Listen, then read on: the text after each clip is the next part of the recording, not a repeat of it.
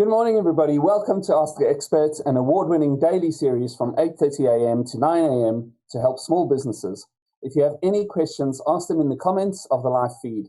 If you need any more advice, join the official Intuit QuickBooks SMB community on Facebook. Accountants and business experts are on hand 24/7. Excuse me. During the live session, we'll be running a poll, so please do engage with it, and I'll reveal the results at the end. If you're on TikTok, check out Be Your Own Boss competition.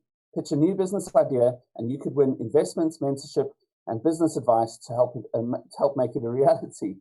The investment pot is now up to £10,000, thanks to Go Cardless adding into the initial pot from the more into the initial pot from the Purposeful project. Tag hashtag Be Your Own Boss to enter. Good morning, everybody. My name is Sean Goldsmith, and I am the co-founder of an international franchising consultancy called Grow Global. And we help small businesses go national and national businesses go international through the medium of franchising. And we work all over the world, from Japan, the US, Australia. And what we do is we just help move those great concepts all around the world, help these businesses expand in the best possible way so that they can make the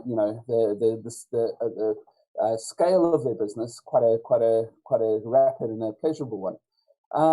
Anyway, today what I'm going to talk about is actually a really important subject, which very rarely gets spoken about. Usually when people speak about franchising, and I'm guilty of the same thing, we talk about the concept and how you can make money and all of these kind of things. But the one very misunderstood part about franchising is what is it that actually makes franchisees successful? Let me just follow that up with some stats, right? So if you, depending on who you talk to, if you are a small business and you're just starting up, right, the odds of success over the course of the first 3 years or so is actually quite low. Most would say that the odds are stacked against you for succeeding or at least being profitable.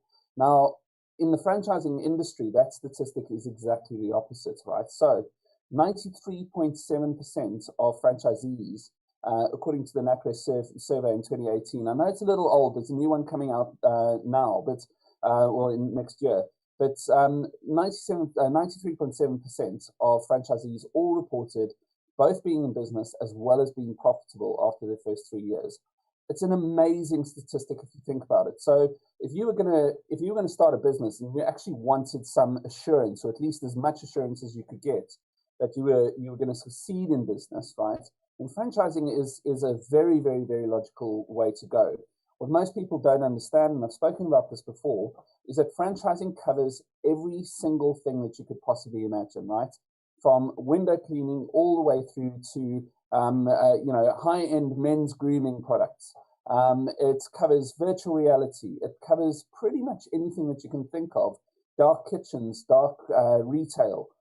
It is such a diverse world, and really there is pretty much an option for everybody with regards to business. But that being said, culturally, both in Britain, the US, and many other countries, the idea of entrepreneurship, the idea of breaking the shackles of employment and not having a master, so to speak, is quite an appealing one. So a lot of people disregard franchising for that reason. However, there are a lot of reasons why franchising is, almost a great or the perfect way to enter into business. And I'm saying this as somebody who has already decided that my children, when they turn 18, are not getting a car, but they're getting is a small franchise, because what it does is it teaches you the exact structure that you need to follow to run a successful business. It teaches you all of the methodology and etc. that you need to run a successful business that has a very good chance of being very profitable for you. And we see that up and down the country, even through COVID. The number of franchisees that have sort of gone out of business over the past year is actually very low. And largely that is due to the support and all the structure and everything that is put together by the franchisors. So when a franchisee typically starts with a franchising organization, so what they do is they pay an initial fee. This initial fee is what we call school fees, or at least I do. Right, and you can either pay your school fees up front, or you're going to pay them through the lessons that you're going to learn and the mistakes that you're going to make going forward. Franchise has already made that mistake. There's an entrepreneur behind it. There's usually a big network of people that are making mistakes all day, and then reporting back, and the problems get resolved. But when you join this franchise, you pay your initial fee, you undergo some pretty extensive training, both in marketing, operational training, etc. And then what the franchisor will typically do is they'll put you on a 90-day sort of close support program, right? So that's just the initial 90 days. So in these 90 days, they will wrap you with cotton wool. They will put so many different resources into you and your business. A large portion of that franchise fee, which most people don't actually know, a very large portion of that franchise fee will go into your business, right? They'll reinvest that into you, into marketing, etc. According to the British Franchise Association, a franchisor should not be making a profit from their initial fee, because that's not what the point is, right?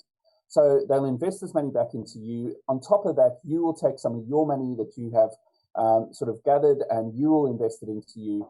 And together you'll create a bit of a powerhouse of marketing, and especially the first 90 days. But during that time, you're going to have support people around you. You're going to have mentors, coaches. You're going to have marketing experts. You're going to have all of those people, right, that are looking after you. Now think about that in the context of DIY business, right? So I see every single day on Clubhouse, on LinkedIn, on various other social media platforms, people wanting coaches, and people selling their coaching services, and people selling their marketing services, and people selling their everything. If you were to take the combined cost of all of those individuals, right, all of those experts that help you with your business, you will find that it will be a lot more expensive than anything that you would pay with a franchise. Anyway, so they put you through that first 90 day of close support, and it's very, very crucial, those 90 days, because you as an entrepreneur are going to go on a roller coaster, emotional roller coaster, in those first few days, first few months. They then take you onto a 9-month to a 12-month additional support package. So for the first year, you are completely looked after with all of these people, regional managers reaching out, etc. And bearing in mind, one of the things that's is massively underestimated is the time taken to do little things like marketing, like putting a post together on Instagram. I've seen people take 2 hours to put an Instagram post together, because the photo's got to be just right, and the message has got to be massively profound, and all of these things. But we know, if you look into the research, that the organic reach of things like Facebook and Instagram, etc., very, very, very low. So what the franchisor does is they say to you, listen, don't spend too much time here. Or what they'll do is they'll say, here is a post. Here is a Facebook post. Here's some messaging that you use. And here's a library that you can tap into for all your images and your messaging. Very, very, very important. Now, some of the other things that, the franchisor really does well, typically speaking, is actually prepare you mentally for this game called entrepreneurship. So I once heard this quote that was like a slap in the face to me. This guy said to me, well, what's the definition of entrepreneurship? And I said, well, come on then, I've heard a few of these. And he said, well, it's somebody who's willing to work for 80 hours a week, take very, very few holidays, spend very little time with their family, right, all in order to avoid working 40 hours a week. And I tell you what, in the beginning stages of any business, whether it's franchised, or absolutely true, right? You've got to be very special to be able to get that balance right in the beginning, because there's a lot of investment that goes on right in the beginning. So what the franchisor does is they prepare you mentally for this battle to come when you are launching your business. What they also do is they help you with that emotional curve, right? What have I done? I love this, right? And oh no, this is the worst mistake in my life. Oh no, this is brilliant. I can't believe I didn't do this before. And then 1 hour later, you're like, oh, I just want a job. I want stability. So it goes up and down like that. And this flattening of your emotional curve is actually one of the key ingredients to ensuring your success. So what you also then have to remember is that with a franchise network, you've got a load of people who are in exactly the same position as you, in exactly the same boots as you, right? So you will know if you are an entrepreneur, or if you're a prospective entrepreneur, the one thing that entrepreneurs will always talk about, right, is the fact that nobody really gets them. So it's very difficult often for the person running the business or starting the business to be able to speak freely with their partner, as an example, who may not, kind of get, or may not even fully support the idea of not having a stable income, etc. Friends and relatives often don't get it either, because many of them will be employed people versus people who are, self-employed, and it's just fundamentally, it's a very, very different thing. And the consequence of that is that it becomes a very lonely place, right? So who do you turn to? Who can you talk to? Especially who understands what you are going through. So again, you see a lot of business networking groups that open up, around the country. Places like Clubhouse recently has been very, very effective for, creating communities, etc. But within a franchise, what you've got is you've got people who know exactly what you're going through, right? They have had to get the same staff that you have to get. They've had the same problems that you have to have. So that community within there is very, very, very powerful. Anyway, so other than that, the ongoing support that the franchisor offers, is absolutely crucial. Franchisors will typically charge a royalty fee, or in the UK we call it a management service fee. And that management service fee is, it's a percentage of your turnover, right? So typically about 10%. Again, it's when you look at it from in a black and white point of view, and you look at the spreadsheets and you think, gee, that's a lot of money eventually, right? If I'm making £1 million, they're making 100,000, that type of thing. And then what you do is you go and do an actual comparison as to what you would have needed in order to get there. What kind of staff count would you have had to have in order to, get you to the point where you're at £1 million? And suddenly that royalty fee becomes very, very, very cost effective, very cheap. Anyway, that's enough from me. I'm going to try and take a look at some of your questions. I think it's about time. So let's jump straight into it. We've got Jacob on Instagram. How much upfront money does a business need before it can consider becoming a franchise? Jacob, I assume that you are talking about actually franchising your business. Look, that number is completely variable. So, the cost of actually getting into or franchising your business, there are people out there, and I would definitely not recommend you go down this route, that'll charge you 900 quid, right, to just get you the legals together, give you bare bones of an operating manual, and send you on your way, pat you on your back and say good luck. Franchising a business, and this is another statistic that I've spoken about before, but very rarely does anybody else in franchising even utter these words. 80% of businesses that try to franchise fail, right? So they get the fundamentals wrong. They do not understand the relationship between a franchisor and a franchisee. They get the operating manuals wrong. They get their contracts wrong right in the beginning because they've tried to go for the cheapest route that they can. And that's not to say that the underlying business is not sound. So you could have a fantastic business, try and franchise it, and the franchising bit becomes very complicated because there's a whole new sort of different set of skills that you need. So 80% of businesses that try to franchise, they fail, right? So what I would say is you get there's a number of absolutely fantastic consultants across the UK, right? That will not necessarily be cheap, but they will be good, right? So I would, if I were you, depending on the industry that you're in, if it's say a children's franchise or something like that, I'd be looking for somebody who's probably going to be charging you in the region of about 15 to 20,000 in total with your legals and operating manuals. If you're in the restaurant industry or like some of our clients in the fuel industry, it's significantly higher. But that's because of the technical nature of the business. The operating manuals have to be just right, systems have to be just right. So yeah, I hope that answers your question. Ainsley from Facebook Messenger. Hi, Sean. My business is basically a Deliveroo, but for laundry, pickup and delivery in a set time. With only a team of 4, we've grown a customer base quite a bit in the last 2 years. So I think it's time to expand. Would the franchise model work for us? What should I do next? Ainsley, actually, it really would, because, just yesterday I was talking to somebody who's working on a dark retail concept, right? So, and of course you get these dark kitchens, etc. And back in the day, I actually did work on a very, very similar sort of franchise.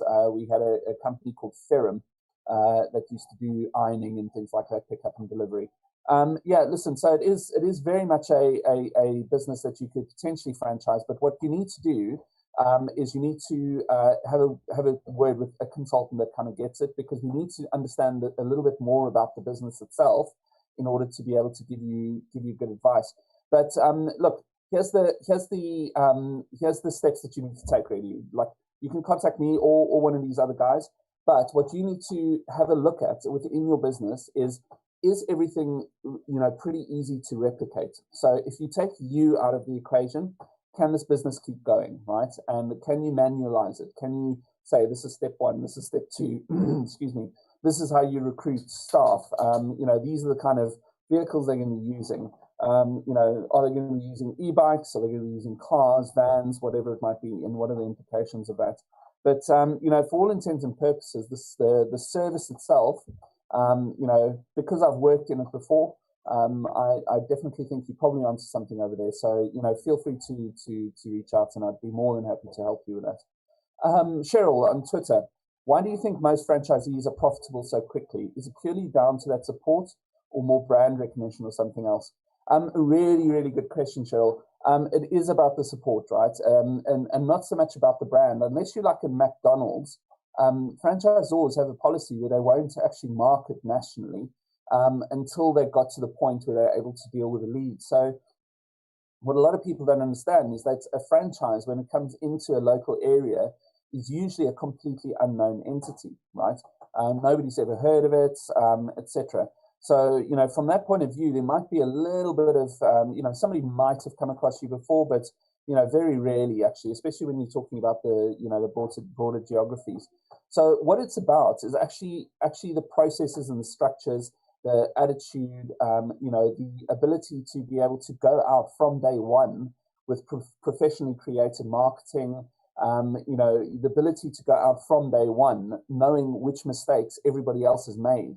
So what you're doing, if you imagine, there's those infographics that you often see with entrepreneurship, where the person's here, the goal's here, and there's a wiggle, up and down, left and right, trying to figure out, getting to that end goal.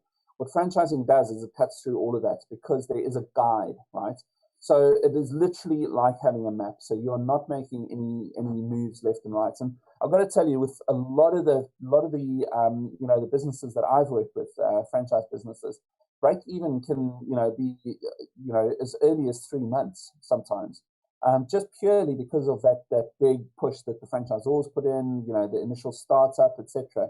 So there's no messing around, if you know what I mean. There's no figuring stuff out. There's no, oh God, I've got to be on Instagram, and then, oh God, I've got to be on Facebook, and then, there's 2 other new social media channels, and everyone, all the coaches, all the marketing people in the networking groups and everything are telling you, do this. Oh no, you must definitely do this.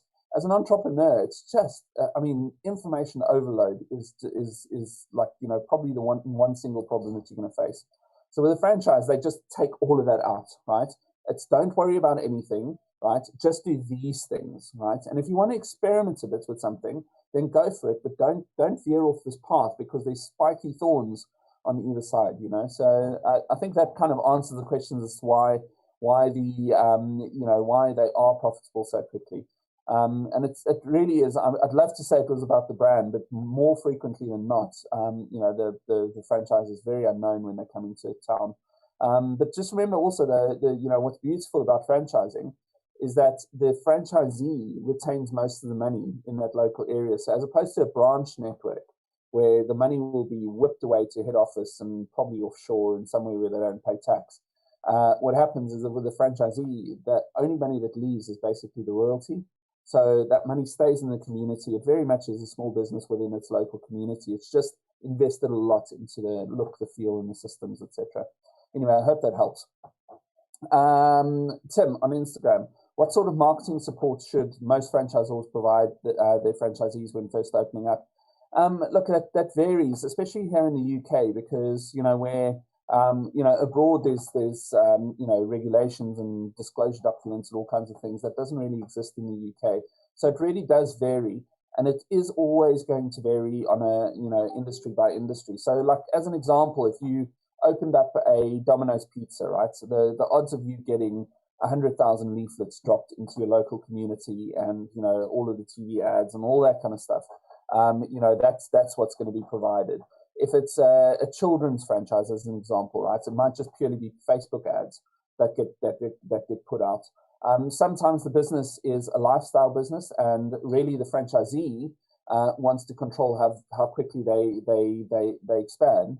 So the franchisor will give them all the tools. So they'll say, here we go, here are leaflets, here's some ad templates, here's some bits and pieces, and you go out, and kind of spread the word. So it really does vary. But in my view, the way I've always worked with every franchise network, from the very biggest sort of finance franchises all the way down to window cleaning, lawn cutting, is what we've done is we've probably invested in the first 90 days. If the franchise fee was something like £20,000 or £25,000, just in marketing alone, I would take out at least £6,000 to £7,000 out of that fee and put it straight into the franchisees' sort of marketing for Google and for Facebook, etc. So it varies completely. I hope that helps, Tim. If you need any more information on that, or if you just want some advice, just reach out, no problem. Gabby on Twitter DMs, can you explain a little bit around intellectual property and trademarks when it comes to franchises? Yeah, so look, I mean, the intellectual property and the trademarks are basically what a franchise is all about. So every franchisor should have the trademarks around their name, to the nth degree, if possible. We always recommend to franchisors, especially ones where we see some potential, that they trademark, certainly, well, clearly in the UK over here, but we often say to them to go for, the 10 countries at least, just in case they grow, because, when we develop a franchise, we always work on the what-if scenarios. So what if you get 10 franchisees here in the UK, and then suddenly a billionaire from Australia says to you he'd like to buy the master rights from there? And what if there were 5 billionaires, and you suddenly, doesn't have to be billionaires, by the way, it could just be normal people. But working on the scenarios basically where, there is a very, very good chance with a lot of franchises that they can expand internationally pretty quickly. Because of exactly like the question before, why do they grow so quickly, and why do they get break even so quickly? Because of the system, it allows you to grow internationally. So we would typically get our clients to do the US, Europe, Australia, South Africa. We try and get them into China, and one or two other places where potentially there's a market. Potentially even South America in some cases. So the trademarking is absolutely crucial.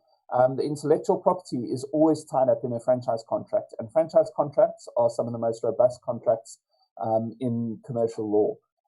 And they have to be, because a lot of people will read a franchise contract and think, wow, this is massively biased towards the franchisor. But actually it's not, right? If you read it just with a different set of eyes, what it is massively biased to the protection of the network, right? So what a franchise contract stops somebody from doing is going and stealing the IP and basically opening up an exact replica of that business the next day under a new name. And it stops all kinds of things that can have a negative impact on the franchise network itself. So I hope that helps a little bit, Gabby. Again, happy to explain further if you need. Jean from Instagram, if I disagree with something my franchisor wants to do with my business, what rights do I have to dispute it? I worry that joining a franchise is essentially like signing my store away. Well, it's a difficult one, because look, the franchisor often will have information that you don't, right? And they'll have information based on a whole network, right? So let's just call it 100 different stores out there, and they'll have some data, and they'll make decisions, strategic decisions, which are maybe longer term, right? That benefit the whole network, not necessarily the individual. Now, often they get it wrong, but good franchisors, what they'll have is they'll have like a franchisee council. They'll go through a whole process of actually, discussing and figuring out whether or not this is the right thing to do. In that case, under franchise law, you don't really have very much say. But again, let me just say, the odds of success with a franchisor and following their system, even though it's not necessarily clear at that very moment why these things need to happen, right, is very, very important. So as I'll give you a quick example, right? So I've got a client who traditionally has had a flat fee franchise fee, right? So they would charge, let's just call it for argument's sake, £500 a month, and that was it. That was the total charge to the individual, the franchisee. What they then had to do is they took a look and they were like, well, listen, the thing is we're not actually, growing at the pace we could grow. We as a franchisor need to have better resources. We need to have new people. We need to have all of these things. And all of those questions would have come up from the franchise network, right? So the franchise network would be like, well, why do I only get, new adverts every 3 months as opposed to every month? Why is this happening? Why is our system so slow? Why are all those things happening, right? And ultimately, what it boils down to on a flat fee is usually the franchisor doesn't have, the capital to be able to invest in that because they've got people, they've got all kinds of other overheads, believe it or not. And then on this particular occasion, they needed to change over to a percentage. The whole franchise network was absolutely horrified because that would mean that they would have to pay sometimes double what they were paying right now in order to do it. Franchisor pushed it through, right? Even though there was objection, a lot of the majority of franchisees agreed to it. There were a few that were objecting, right? And 2 years later, this business was absolutely flying. Those same franchisees that had objections, right, were some of the most profitable businesses in the network. I'm not saying that's always going to happen, right? Because, there's humans involved, so there's a bit of fallibility. But that is the beauty of a franchise, is you've got other people thinking these things through. You've got other people going through this process. So if you don't agree with it, you can go and object to the franchisor. Sometimes the franchisor will say, yeah, absolutely, it's no problem. For you don't have to do this. But in the majority of cases, actually, you are obliged contractually to do it. But don't see it as a cage. Don't see it as a chain, because it's probably going to work out well for you. Not being able to sort of vary from the system. Anyway, I'd love to give you more information on that. So if you want to just chat through it, I'm happy to give you really unbiased, straightforward advice. Jean from Instagram DMs. Oh, sorry, we just did Jean. Really sorry about that. Ibrahim from Twitter. Good morning, Sean. Is it scary to take out a home equity or deplete one's savings for a franchise? Can a franchise guarantee what it will earn after opening? It's always scary to put your home on the line, let's be honest. And whether it's a franchise or not, there's a degree of risk. It's just always going to be. What I can tell you is that the degree of risk with a franchise is astronomically lower than just going out and inventing a business for yourself. Because the period of time that you're going to take to learn your trade, the period of time that you're going to take to figure out what marketing works, etc., if you do this by yourself, is huge, and it can be very variable. And just when you think you've corrected your mistake, you might have made mistake number 2. You might have corrected in exactly the wrong way.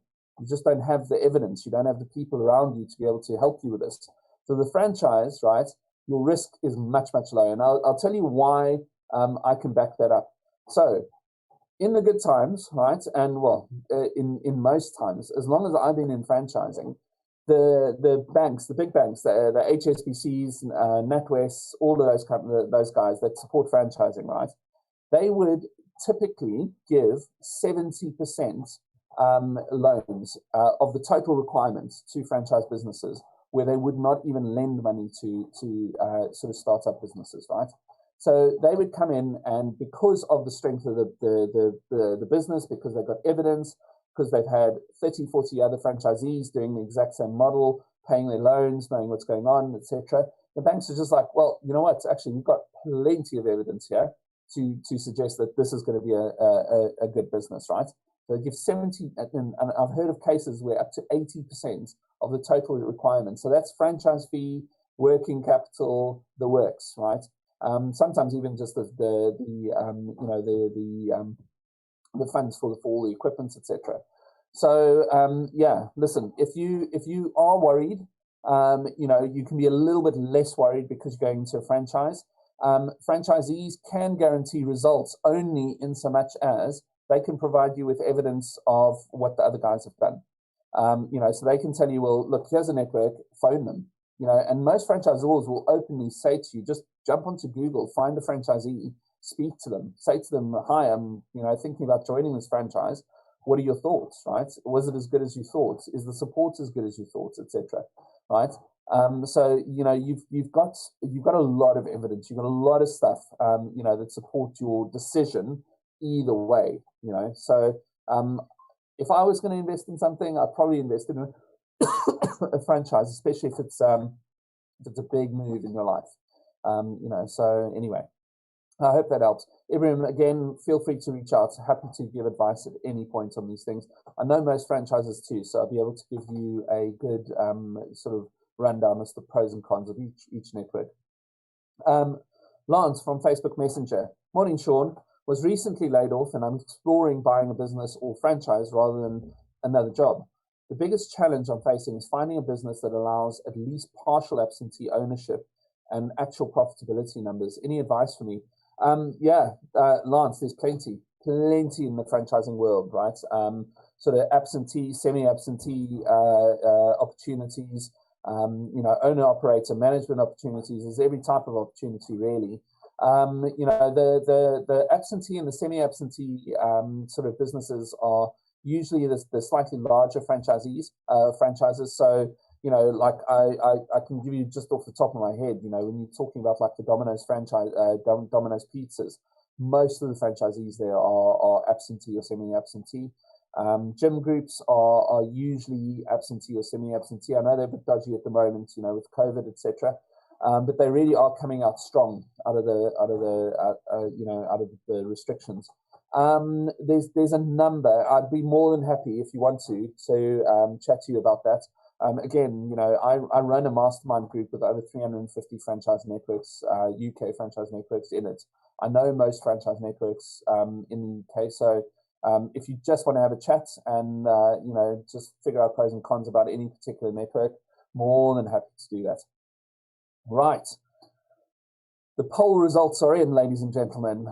I wish we had drumbeat kind of sound effects over here, but we asked you, did you feel supported in the first 9 months of your business?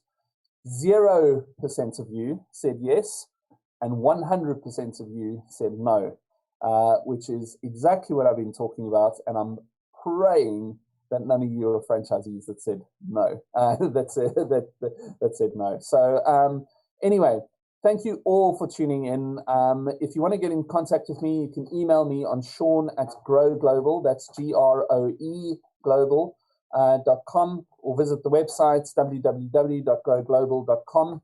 Coming up on Ask the Experts on Monday is Eva, an accountant from Iris Software Group with over 12 years of payroll and VAT compliance experience. Tune in to find out the difference between being employed and running your own business. A reminder that if you need any more advice, join the official Intuit QuickBooks SMB community group on Facebook. Accountants and business experts are on hand 24/7. Oh, and do not forget the Be Your Own Boss competition on TikTok. Pitch a new business idea and you could win investment, mentorship, and business advice. The investment pot is now up to £10,000, thanks to Go Cardless adding more into the initial pot from the purposeful project. Tag hashtag Be Your Own Boss to enter. Really enjoyed your questions this morning. Please, guys, and I'm not just saying this, feel free to reach out if you need any advice on franchising. It's kind of the thing that makes me smile and get up in the morning. So I love talking about it. And I hope you have an absolutely brilliant day. Cheers. Goodbye.